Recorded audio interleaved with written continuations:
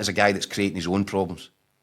You know, we talk about those results, the drop points, Rangers going to Motherwell. He started with Cyril Dessers. Where did that come from? He started with Kieran Dowell. What was he thinking? And it was no surprise then when you get the results that he got at St Mirren and at Motherwell. He dropped Raskin for the St Mirren game. That's all on the manager. Yeah. That's nobody else's fault. And Keith as well, I mean, to chime in just on what you were saying about Patrick Stewart, I feel like Clement does that double speak as well. We've talked about, I'm going to get, injuries won't be the same under me. Well, that was just stupid, wasn't it? You'll see the real Rangers October, November. You're setting yourself up for a huge fall. Like you say, Rangers fans have experienced just about every kind of manager in the modern era. They're not stupid. They can see through it. Yeah, and as I said yesterday, they know what they like. They like what they see. They can identify a good manager. And a manager that looks capable of taking them places. They're going nowhere quick under Clement. The same way, by the way, as they're pretty directionless and rudderless at the top of the old staircase. It's a club that's going nowhere. Yeah. And I think what they're really hoping to see from Patrick Stewart is that, right, there's fresh eyes.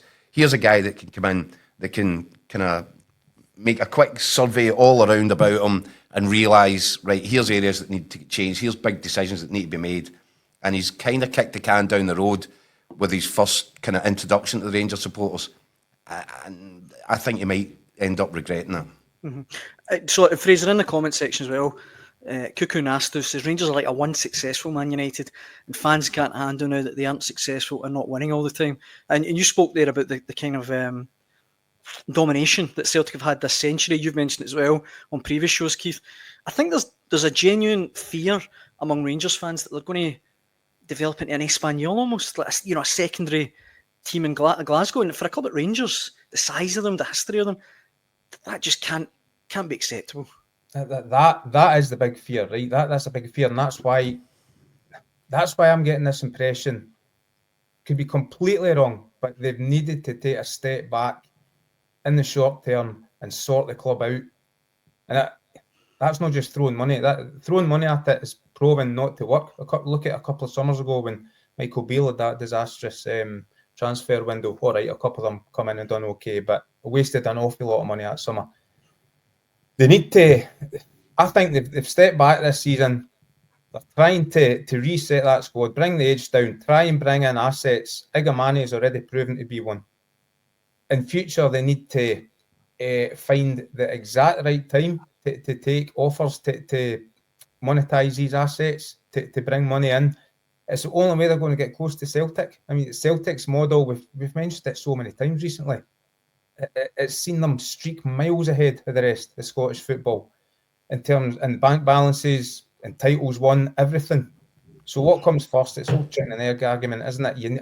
I think they need to sort off the affairs off the park, sort out the bank balance, sort out the look of their squad, and then attack the football. But again, you can do all that and still get much, much closer to Celtic. As I said, the last two games against Celtic, they've got as close as you could hope. And it's just other games that they should still be winning, but they've let it slip away. So Fraser, here's the thing, right? I hear you, I get you, you're right, okay? They need as I said, I keep saying it, they need a recalibration. 100% correct. None of that is Philippe Clement's business. None of it. All he has to do is take care of the first team squad and put a winning team on the pitch consistently. And that has proven to be too much of an ask for him. And this is a club, by the way, that would, perhaps, living on past glories, etc., etc. We talk about the current day reality since the turn of the century, how Celtic have absolutely monopolised the domestic scene in Scottish football. So yeah, there's an element of that. But the simple thing is, do you have a manager that you trust to pick the right team, to get the tactics right, to go out and win more games than he loses? And Rangers don't have that in Clement. And yes, I get it, mitigating factors in terms of they've taken some money off the wage bill, they're trying to bring in younger, fresher assets. I get it all. But Fraser, the wage bill that they are running dwarfs everybody else in the countries apart from Celtics. There is no excuse for having a manager who, even with cutbacks and cutting some costs, there's no excuse to have a manager who isn't capable of going into that squad, finding a team, fielding it, and winning, wiping the floor with everybody else. And he can't do that either. Well, I'm not disputing that, right? And I'll go back a month and hold my hands up and said, at that point, I think it was before they beat Celtic, but I think it was around about Christmas time. And I think I said at that time I would stick with Philippe Clement. I think I referred to the fact he'd won 3 titles in Belgium with 2 different clubs. He's undoubtedly has been a good manager in the past, and he will be a good manager. But I just now, looking at what's happened since then, including taking that Celtic victory into account, I just wonder if Rangers too big for him, too difficult for him. If it's a bit of a poison chalice, I don't know. It's very hard to make a defence of the guy now, given the points we've shipped in that time, how far they've fallen off the title race after just 22 games. This summer, I think, will be very, very interesting, particularly if they don't win the Scottish Cup. Very interesting to see what's happening in the summer. I do thoroughly expect to see out this season. They've still got plenty to play for in Europe and that Scottish Cup, so it's not like they've failed on all fronts yet, but well, they ain't going to win the Europa League, Fraz. No, that's but not going to the happen. Scottish Cup's there to be won, isn't it?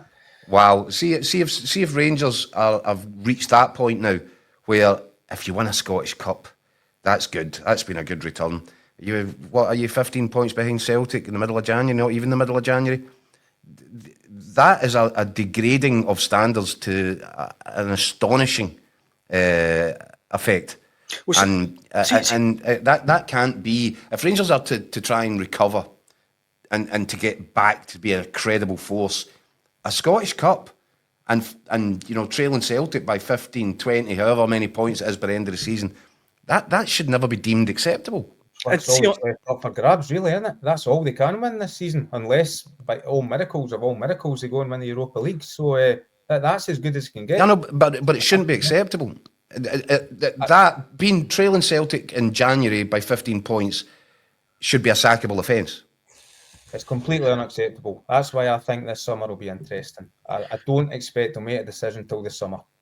But see on that, Keith, as well, we had Andy Newport and Scott McDermott on from Dens Park the other night before Rangers draw with Dundee. And at the time, it really surprised me. And, I love Andy, but he said, look, I think if it gets to 20 points or so, they could look at Clement. And I thought to myself, is that really where we are? And if it is... Is that how far the standards dropped? Aye. And if that is the case, what is the barometer for Clement then? What is he just? How do we know if he's done well between now and the end of the season if he's not 20 points behind? This feeds into what we were talking about with Patrick Stewart. I think he's not maybe properly read the room when he's come out and he's saying that we'll stick in with Clement for the time being, because I think the vast majority of Rangers fans don't see this as being even remotely close to acceptable.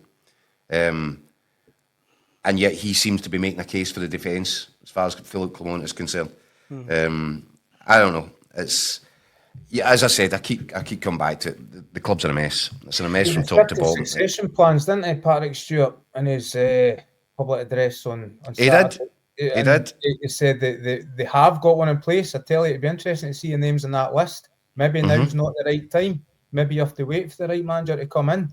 As the last 3 or 4 appointments have shown now, they've not been good enough to get close to Celtic. But there is a collateral damage that is involved in that. If you tie your mast or nail your mast to Clement, and slowly but surely the support turns, whether it's apathy, whether they just don't turn up for the games, whether it's toxic, there's a cost that comes with all that for us. And I get what you're saying. You might look at it and say, well, we can wait here, we'll get the right man in the summer. But how much damage is going to be done in the 6 months up until that point? And does it become irreparable? Some of it will.